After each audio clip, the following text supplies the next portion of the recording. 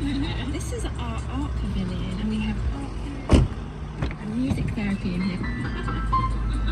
What a pro.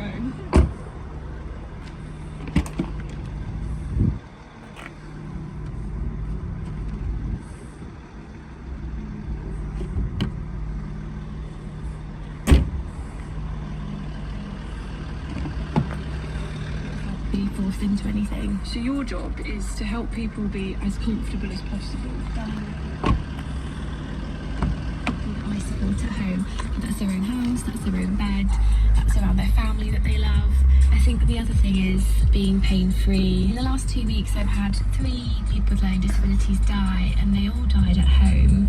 They all died very comfortably and peacefully, and I feel like it was a real privilege to help with that.